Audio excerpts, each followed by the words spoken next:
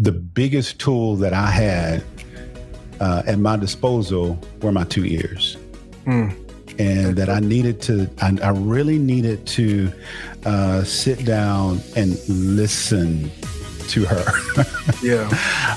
Because she had some things to say about some of the things that I was saying and about some of the ways she was feeling. And once I realized that I wasn't listening enough.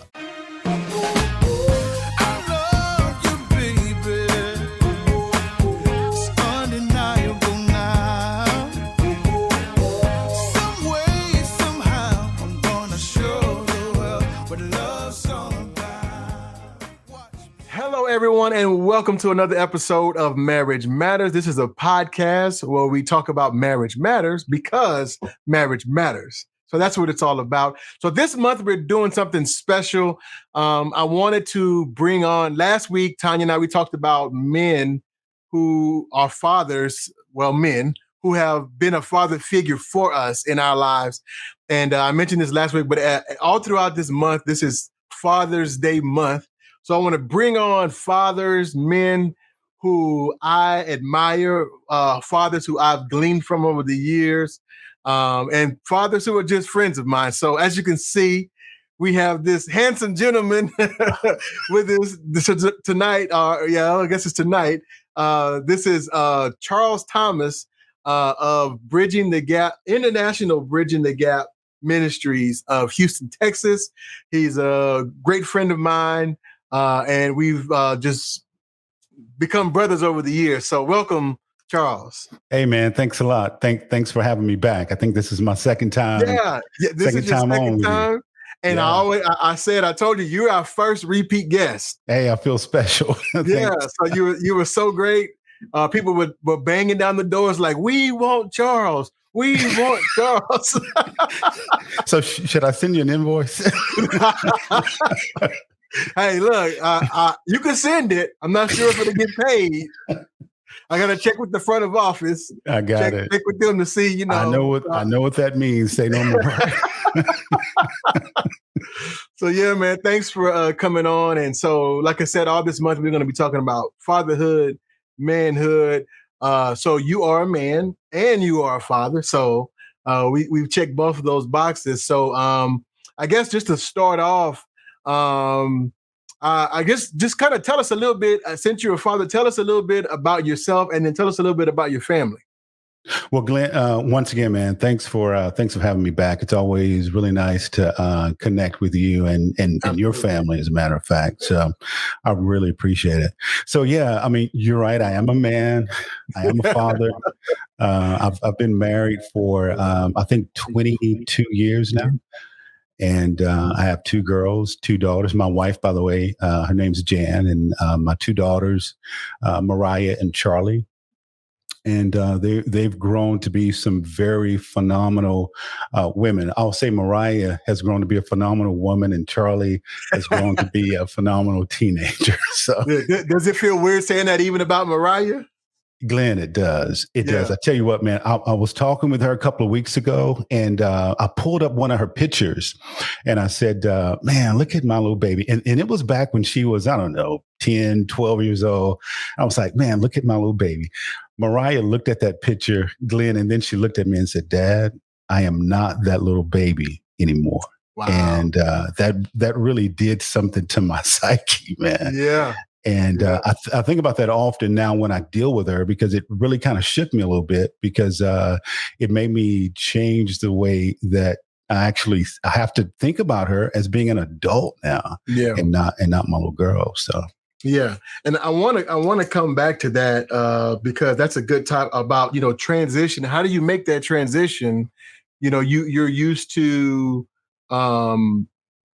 basically telling them what to do. Right. And now becoming more of an advisor in their lives. So that's a good, we'll come back to that. So, okay. But I want to start off, about talking about your relationship, since we're talking about fatherhood. I want to talk about your relationship with your dad and how was that growing up? And then just kind of talk a little bit about how that shaped and molded you as a father today? Yeah. Okay. Well, first of all, my dad, he's right there behind my shoulder Yeah. in a picture that my daughter drew. My Wow. dad and I developed over time a very, very close bond. Mhm. Um, you know, uh, Growing up, my dad himself, he had it rough, right? So his dad wasn't there. He didn't have too many people that would be a father figure for him. And so when he had his four children, he had to figure it out, you know? Sure. And so we had some bumps and bruises along the way, some literal, some figurative. But we had some bumps and bruises along the way. But with everything that life dealt him, and life did deal him a pretty difficult hand, with everything that life dealt him, he was able to, to figure it out and to be a real present um, father. He was Yeah. there. He was not just there physically, but he was there for us spiritually. My dad was a minister of the gospel for, my entire life. I think he started ministering when my brother was born, if I'm not mistaken. And so he was there for us physically. He was there for us spiritually as well. So he brought us up in the word. So as we were growing up, the conditions were a little stiff, a little rigid. Mhm. But along the way, I was able to really develop a genuine friendship with my Yeah. father, something that I really didn't think I would ever have, to be honest with you, as a kid. Mhm. But Yeah. as I became an adult, I developed a very genuine, close bond with my dad. We became Mhm. very good friends. Yeah. Yeah. Needless to say, just hearing what I just mentioned, I was actually afraid of my father when I was a kid, and like Yeah. a lot of us were, right? Absolutely. And I was probably afraid of him most of my adult life too. But uh, uh, uh, seriously, though, after growing up, becoming a man, and kind of getting a better understanding of some of the things that he dealt with as a child and as a young man, him sharing things with me, it really opened my eyes on him trying to be a dad for us without having a roadmap, without having a Mhm. guide. Yeah. And I think he did. He gave us the best that he had, and that's all Yeah. I can ask for. Yeah. And that's pretty neat because I really think that that's our jobs is, your father made you guys' lives a little bit better than, or probably much better than his was Yeah, growing up. And then you take that, what he gave you, and build on that. And now I'm pretty sure your daughters probably have it better than you had it, growing up. But when it comes to just all levels, physically, emotionally. And so, you talked about the fear thing. And I know that same here, I was afraid of my father, yeah, with the thing about fear, I found that it was great when he was present. And there were things that my friends did growing up that I would not dare do because I was afraid of getting caught. Not that yeah, I was afraid of doing them, I was afraid of getting caught and what the results would, that you talked about the bumps and the bruises. I was fearful for that. But when he wasn't there was a lot of times where I did get involved in things where I should not have been involved in. And so for me, understanding that, I understood when I became a father, well, I can't parent that way. I can't just use fear, especially today when our kids they have access to so much. I mean, right, the world is literally at their fingertips. And I'm not going to be there all the time. So I had to figure out how to develop more of the relationship early on. And I often say, I think for our parents, they were trying to survive. They were trying to do this. So they didn't have the time, I think, that we have to really develop relationships with our kids. Cause, I know like your dad, probably the same, my dad worked, and so he was, he came home and he was involved. He wasn't a pastor, but he was involved in church. So I can remember him coming home, eating, going to the church for choir rehearsal, coming home, cutting the grass, taking a shower, and going to bed. So he didn't really have, not that he didn't spend time with us, but I'm saying he didn't have the time to teach us and to ask us, well, what do you think? How do you feel about that? It was like, I need you to do what I say, when I say, how I say, and I don't care about how you feel because, so with that being said, kind of talk about how what you experienced from your dad, how did that shape or mold you as a father? And, are there any things that your father did that you were able to pass or use or do the same with your kids? And how did you have to change and adjust? Because I know for me, going into when I first became a father, I was trying to parent the way my father parented me. And I learned quickly that doesn't work necessarily with my kids, right? So kind of talk a little bit about that. How did you have to transition from, how you were raised to how you raised your kids?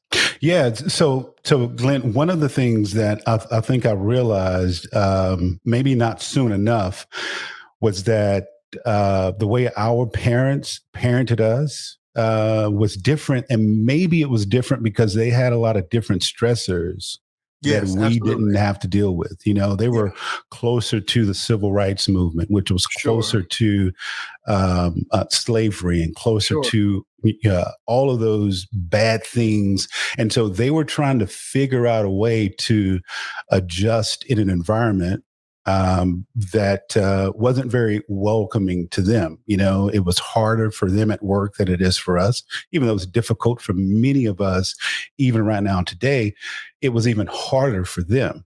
And so having to deal with that and then come home having to deal with some unruly kids can be a little tough, Yeah. And so that's one of the things that I try to think of as far as it relates to how to do things a little bit different. When I first got married, I tried to emulate or imitate what my father did with my mom during his marriage, during our early years. And I found out quick. Doesn't work that way. It wasn't going down that way, man. Yeah. And so I made an adjustment there. And I think that caused me to kind of rethink the way that I was raised and allowed me to kind of make some adjustments to the way that I would raise my kids. And so my strategy for raising my kids was, okay, so for the first several years, I need to teach them, how to make decisions. I'm not trying to teach them how to think, but I'm trying to teach them how to make good quality decisions. Right. And because they're there with me, totally under my umbrella as far as any consequences are concerned. So I'm teaching them to make those decisions. And then as they become a little older, maybe, junior high school, I'm trying to give them an opportunity to make some of their own decisions, some of their own choices, to see if they're able to put some of the stuff that I've taught them, or that Jan and I have taught them, into practice. If they're able to, kind of navigate their way through relationships with some of their schoolmates or peer pressure, stuff like that. And then I had to, I guess, get to a point to where I wanted them to be totally responsible for making their own decisions in high school, still underneath the covering of me as far as consequences were concerned. I mean, if you made a bad decision and a consequence is coming down, I'm there to help you deal with it, because I wanted to prepare them to be able to make their own decisions when they leave the house, because they're going to be responsible to deal with those consequences by themselves. At some point in time, they're from underneath my covering. I can't protect them from the consequences, but hopefully along the way, I've given them some of what they need to be able to make good quality decisions, to be able to have that self esteem that they need, to be able to pull from self-worth that has been deposited into them. So I think that's kind of sort of some of the different strategy that I used when it comes to raising my daughters. Yeah, that's really good, man. I like that. I wrote that down, how to make decisions, because you're right. I know that's, a lot of people don't know how to do that. And, I can remember one of the things I remember when Bethany had our first cell phone, and she cracked the screen on it. And she was like, well, Dad, you need to call. I was like, well, no. I said, this is your phone. So you need to find a place to get it. I said, I'm going to pay for it, but you need to call, find out how much it's going to be, go through that whole process. And man, Right. At first she was like, I can't. She was like, I forgot how old she was, but she's like, I'm a kid. I'm like, yeah, I understand that, but this is a valuable lesson for you to learn. And you're right. I think we have to balance, because I told Tanya this. I think sometimes we try so hard to give our kids what we didn't have. Yeah. We don't give them what we did have. Yeah, you're right. And we do everything for them. We make all the decisions for them. And when they grow up and get into adulthood and don't know how to do that, which that's what adulting is all about. Is about making decisions. And it is living with the decisions you made, and then knowing that you're probably sooner or later going to make a bad one, but it's not the end of the world. How do you reassess and come back and make another decision? So yeah, that's really good. Just wipe the dirt off, man. Get up and keep moving forward, because life is a series of daily decisions. Yeah, and go ahead. I'm sorry. Go ahead. Yeah, no, I just wanted to mention, man, one of the other things I wanted to mention. So there's a lot of things that I think I did different from Dad, because I had to be my own dad. But boy, when I tell you, there's a lot of things that I carried over from my father. Yeah. I just can't quantify the number of things that I find myself doing that reminds me of my dad. Yeah. Like my dad he was an extremely hard worker. And every time I find myself fixing on something around the house or doing some type of physical labor, it's him that comes to mind. If I'm dealing with something and I feel like I just can't figure this out, I don't know how to fix it, can't get to the bottom of it, I would always ask myself, what would my dad do? He'd figure it out. He'd find a solution. And that continues to kind of like drive me and push me to this day, man. Yeah. And I also want to go back to what you had said about understanding the why behind how we were parented. Yeah. That really helps, because I know a lot of people resent, their upbringing. And I mean, sure, maybe when I was a little younger, late teens, maybe early 20s, because I didn't understand the why behind what he did. Yeah. But the older I got, and even before I had kids, I started understanding the why behind. And like you said, I understood the pressure that he was under, and that really helped to. When I understand the why, it really helped me to, to look past my offense and understand that was, and they used to tell us all the time, I'm doing this because I love you. And you're like, doesn't feel like love. Don't feel like But you understand, okay, that's what he knew. These are the tools that he had. This is the hand that he was dealt. That's right. He did the best that he knew how with that hand, Yeah. And it produced the men that we are today. So, I mean, I think both of us turned out okay. Yeah, Glenn, and I know you did, Glenn, another thing I like to just kind of say with that is that sometimes we can get so lost in the things that were done to us as a young man that it really stops us. It prevents us from being the best version of ourselves, as you were saying, as we can be, So my dad, I remember this, dude. My dad would always tell me, even after he would whip me, he would he would come in the room and say, "What are you doing?" And I would just be, sitting on the floor against the wall, against the freezer, whatever, and just crying my head down. Now I need you to stop feeling sorry for yourself. And that has echoed in my ears since the days he would tell me that. It's going to be there forever, because there are some things in life that we just won't be able to escape. There's going to be some things that we're going to go through between now until our last day here. And if we sit in the corner moping and feeling sorry for ourselves, we miss out on the full life that really God has in store for us. And then we find ourselves not being fully present with the lives that God has assigned to us to lead. So at some point in time, we've got to get to a point to where we stop feeling sorry for ourselves, to where we get over it. I don't want to sound insensitive, but really, to be honest with you, we've got to get over it and get on with our lives to be the very best people that God has called us to be.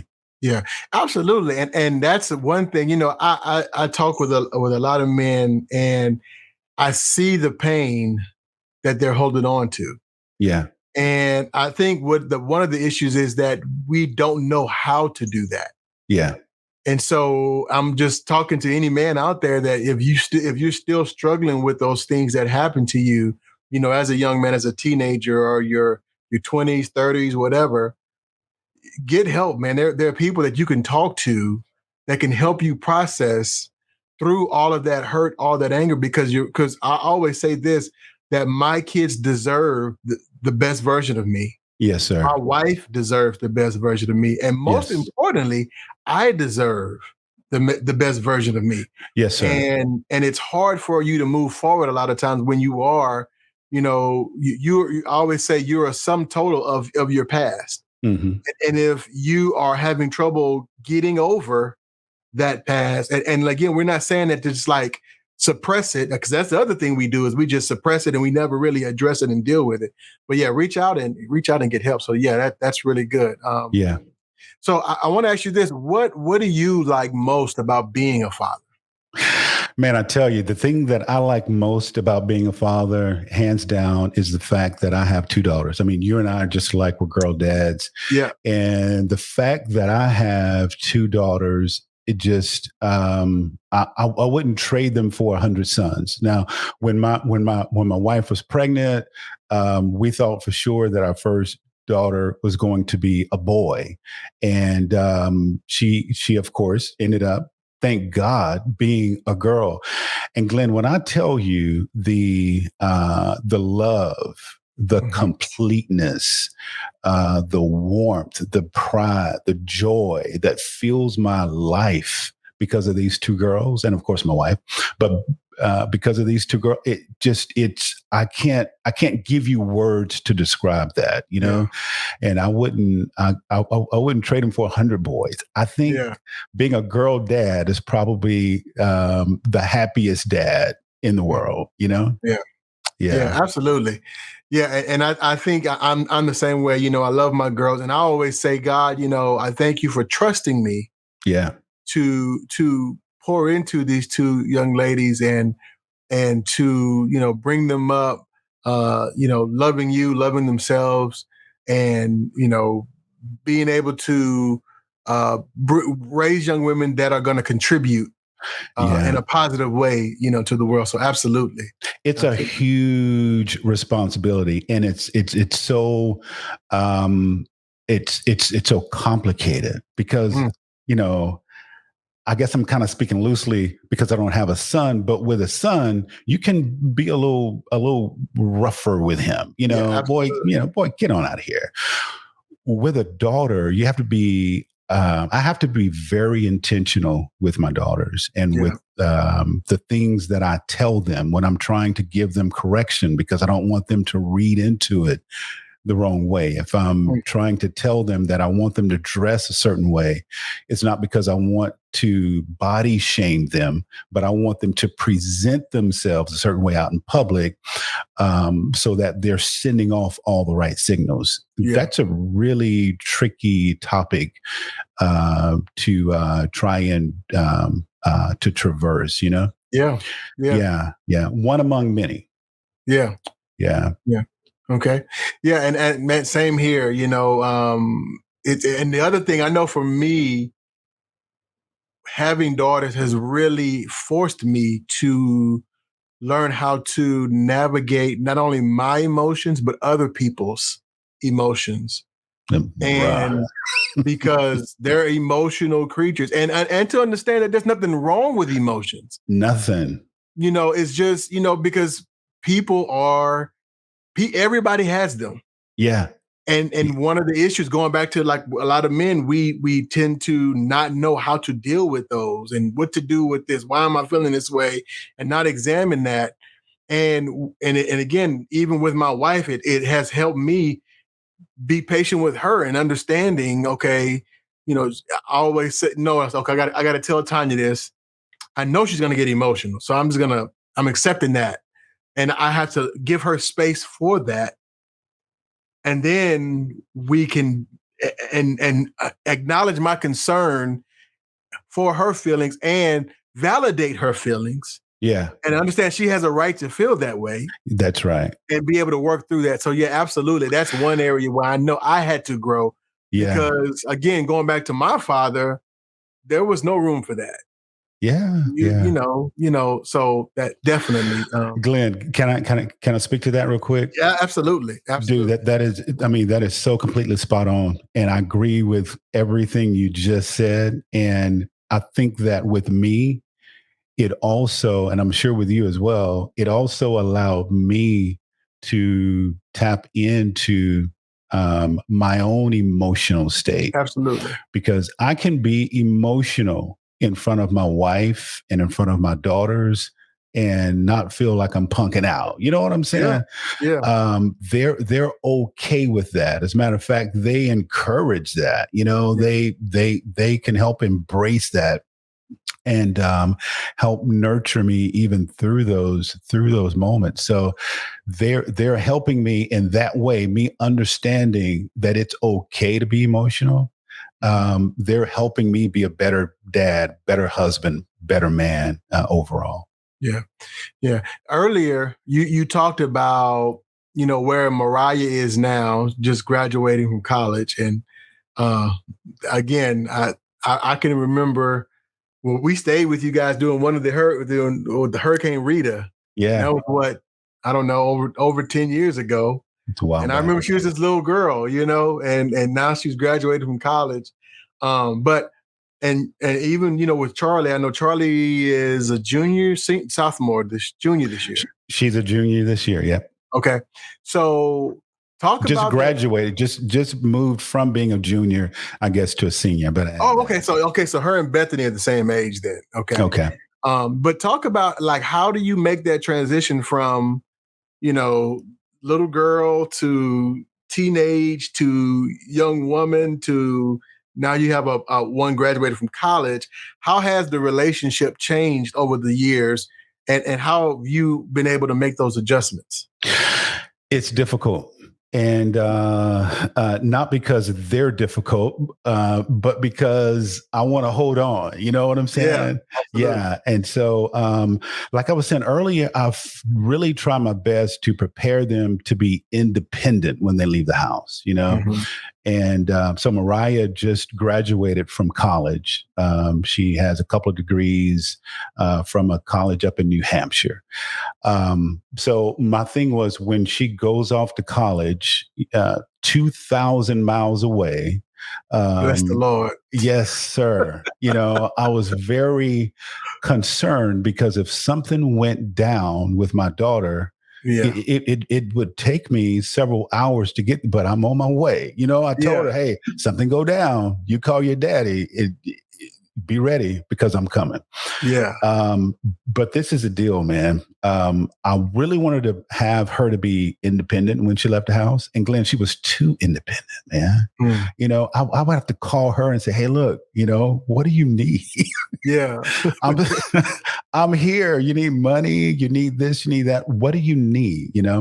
Her mom was keeping her bank account full, but she was a very independent young lady, which I'm very proud of.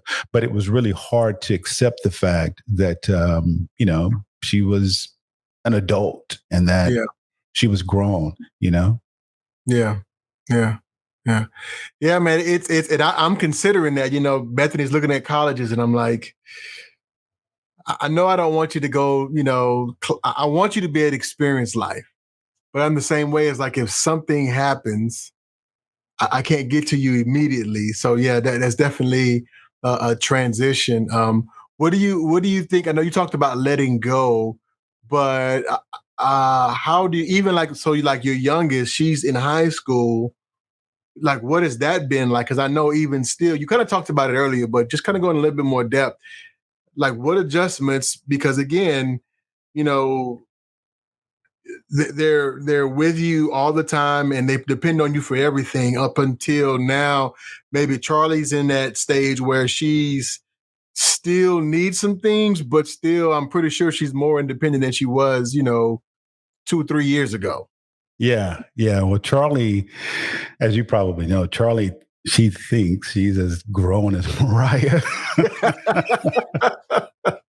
But I guess overall with the transition, you're asking about the transition for them from being totally dependent to being an adult. I think one of the hardest things is the boyfriend transition. I don't know if you've experienced that yet. Haven't experienced it yet. Yeah, that's one of the most difficult things because I remember when I was a young man. Yes. And I was out, trying to have my first girlfriend and what was on my mind, So when this little knucklehead comes over to my house, I already know what the MO is. So it's, I take my time and I deal with them. I'm speaking of the young men or the young man rather, I take my time, I deal with them, get to know their parents before, let my daughters out the house. I want them to come over, Dad, we want to go watch a movie. Well, we have a movie room upstairs. Yeah. Y'all come over and you watch a movie here. First of all, you're going to watch a movie in the living room on the sofa with the family. You know what I'm saying? Yeah. And then you can graduate to watching a movie upstairs in the movie room. And then eventually you might be allowed to go out and go to a theater. Yeah. But just being able to give them that sort of space is difficult, but it's necessary because I know I don't want to keep them confined and I don't want to keep them hemmed up in the house because then, once they get out, it's going to be, crazy. Right. Yeah. So another area too, Glenn, is just being able to let them just totally, like with Mariah right now as an adult, I have to be okay with her forming her own thoughts, her own independent thoughts, her own mindset about what she thinks as it relates to her life. I'm in a place or trying to be in a place where if she has to make a life decision, like, where she's going to live, or I don't know, what's another life decision? Just something that maybe which job to take, which job, something that could change the course of her life. Yeah. I've got to put that in her hands, and give her my advice when she needs it, when she asks for it. But I've got to put that final decision into her hands and then support her, totally support that decision. Yeah, man. Yeah. You talked about the boyfriend situation. I always picture that scene from Bad Boys 2 with Martin and Will Smith. So that's how I always imagine, But yeah, and I talk to my girls. Hey, well, when their first boyfriend comes over, give me a call. Okay, Right? perfect. I'll be But Martin. I try to I on purpose have those conversations, and initially I thought they would be difficult, but I understand. I think it's because I understand that I'm doing this out of love, and I want them to have all of the information to make all the best decisions. That's right. And so I have those conversations with them about dating, about expectations of a young man, and we have those conversations about what you should maybe or should not do, and if you do A, B, and C, then there may or may not be expectations to come along with that. So right. you have to know that going in, and if you're not willing to, you have to, first of all, you have to let him know, here's my standards. That's right. And if you're not willing to cross those, then you don't put yourself in a situation, not to say that that's what he's going to do, but I'm saying don't put yourself in a situation where he's expecting something you're not ready to give. That's right. That's absolutely right. Having those conversations, I think, we have them often. Actually, we just did when they turn 15, Bailey just turned 15, we give them a ring. That's kind of it's like, this is my ring. Oh, that's nice, man. Promising, and I'm saying, not to say that, it's not just about keeping yourself a marriage, but I want to be involved in that process. Yeah. So if you are struggling, I want you to come to me first. Right. And I want to be that person for you. And we try to keep those communication lines as open as possible. And we also try to have other people in their lives who maybe, other adults, or even maybe friends of ours who are maybe a little bit younger than us, who they feel maybe a little bit more comfortable going to. So I would rather them talk with, some of those people who I know their life. I know they're not going to tell my girls anything just off the wall. So I guess the other thing I want to ask you, what was one of the hardest moments you had being a father? And why was it hard, and how were you able to walk through that process? Man, that's a really good question.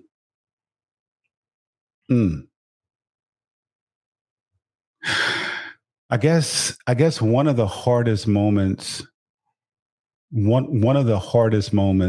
was convincing my oldest daughter that a young gentleman that she was interested in was not good for her. Okay. Yeah. That was one of because she was very interested in him, but he was just not good for her. Just all the wrong signals, all the wrong signs. That was one of the hardest, most difficult moments, I guess, in my life, because I didn't want to see everything that we've worked on all these years just crash and burn, but eventually she got the message. It wasn't just through our conversations, but through interactions with the young man, and she finally came around. But that was probably one of the hardest moments for me as being a father. Yeah. Because that goes back to what you said earlier. You don't want to push too hard, because typically, how that works. You say no, okay, that's exactly, and that's, you don't want to. That's a forbidden fruit now, right? Yeah. So that I can see that, and just navigating that.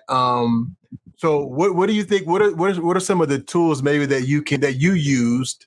And not to say that that will work for everybody, but just some of the tools or some of the things that you did to help put the bumpers out for her, not put her in a cage, but put the bumpers out to at least keep her on the lane, and allow her to make that decision eventually for herself. Well, Glenn, I tell you what I learned through that process, man, is that I needed to. The biggest tool that I had at my disposal were my 2 ears. And that I really needed to sit down and listen to her. Yeah. Because she had some things to say about some of the things that I was saying and about some of the ways she was feeling. And once I realized that I wasn't listening enough, our kids, even though they're young, they even with Charlie, they're young, but they have a lot to say, and there's a lot we can learn from them, even though we're years older than them. And a lot of times, um, what we need to do is just sit back and listen. That's one of the ways that we can actually see them and pay attention to them, is to just listen. Wow. And I was able to gather information from her while I was listening to her, not just hearing her, but listening to her and kind of feeling her emotions and feeling her mindset and feeling her vibes. And I was able to respond versus react. Yeah. Man, that is so good, because I know as a parent, again, that goes back to one of those things, how I was raised versus how I try to raise, taking the time to really listen and hear what they're saying. I like that the greatest tool that you had was your ears. That's really good. Yeah. That is really good. Yeah. Yeah. So just kind of switch gears here. We got about 10 minutes left. Oh man, is that it? I know it is. Goes by so fast, man. Just a couple of things, I want to talk a little bit about, we talked about fatherhood, but just a little bit about kind of like, I guess we could call it manhood, because I think that that's what I think for me, I want to be a solid man, a good man, because number one, I want my daughters to know what that looks like. Yeah. And I think that it's hard to be a good parent when your image or your definition of being a man is warped. Yeah. Wow. So what do you think are some social norms for men that may be harmful? What are some of those things you think? Yeah, man, it's interesting you use the word solid. Because that really brought to mind one of the things that my dad taught me when I was young, maybe late teens. I think some of the norms that may be kind of warped for us as men is that as a man, we feel like, we're running the thing, right? We're running the wife, we're telling her what to do. It's just control, I guess is what I'm getting at. We feel like we've got to have complete and total control. One of the things that my dad taught me, Glenn, was that as a man, my responsibility is to hold my family together. He said, look, if you get married and you get divorced, that's on you. Because as a man, you should be holding your family together. Divorce shouldn't be an option. Now, of course, there are some exceptions to that rule. Sure. You get somebody that's wacky, batty, crazy. but as a man, and so he painted the picture, Glenn, of a really nice house. He said, when you see a house, you don't see the foundation. That there's a hole dug in the ground, and that foundation is laid underneath the surface of that house, and most times hidden in the ground if it's on a concrete foundation. And he said that is you as a man. Your responsibility is not to be seen. You're not the windows. You're not the walls. You're not the beautiful, roof line. You are the foundation. Your job is to have your family on your shoulders. You support them.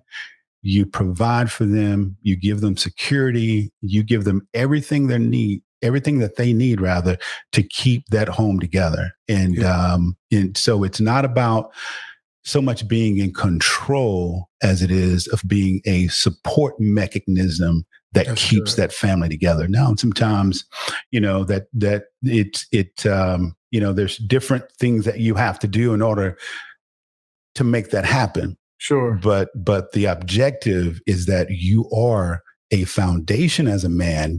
Your job is to be the foundation of your family to keep that family together. Yeah. Another thing he told me, so he used to plant. So we had this big garden in front of our house, and we had greens and beans and corn and all kinds of stuff. And he showed me a bean seed plant one time, and he opened a bean pod and pulled out one seed, one bean, and he said, "This entire plant has yielded all of these beans because it was really this one little seed." And he said this seed, he was really trying to tell me how to love my wife at that point in time. So he said this seed represents what you give your wife. So what you plant into your wife, you're going to get that back in a multiplied form. Wow. So if that seed is love, then she's going to give you love back in just a multitude of love. But if that seed is discontent, if it's hate, if it's, any of those negative components, that's what she's going to give you back in return, And so I try and keep those two things in mind as I love my wife, as I love my girls, and try to keep my family together.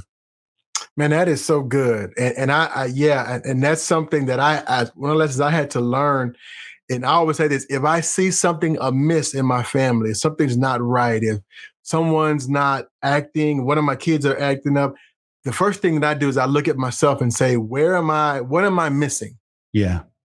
And not automatically, because you're right. I always say, when God came, when the fall, he didn't come asking, he didn't come looking for the serpent. He didn't look for Eve. Adam, where you at? What's up? Yeah, man. And so that's what I think we as men have to take that responsibility and say, if something's off, I'm not going to, so if my wife is quote unquote acting crazy, well, she's only reflecting what am I putting, what am I doing or not doing that's causing her? Where's the crack in the foundation? Yes, sir. Look at the husband. Yeah. So that's really good. Wrapped around. Yeah. And a lot of, we don't want to, because the easy thing is to blame, and that's just what Adam did, right? Yeah. It's to blame, it's her. It's if she would just, and so, but I'm learning that more every day, that, if, I told one guy, I said, he's like, well, she's spending too much money. I said, well, do you have a budget? Have you explained the budget? Have you gone over the budget and why the budget? And this is why we're trying to save, and this is what we're saving for. Have you done any of that? Because if there's no vision, then no. Well, of course she's not. She's gonna just, she doesn't know. So again, taking the responsibility back. So that's really good. Being that foundation. Basically, what you were saying is being the servant. They're not here to serve me. Absolutely. I'm here to serve them. Glenn, I mean, you hit the nail on the head. Yes, absolutely. So man. So man, look, we got to wrap this up. So thank you so much, man, for joining me. It's been a pleasure. And I know it's not enough time. We'll do it again. Okay. All right. But before we get out of here, I want you just to, if there's anything that you want to talk about, I know you have a podcast. If there's anything that you want to promote or tell the people about that you got upcoming, social media handles, all that good stuff. So I just want you to share that.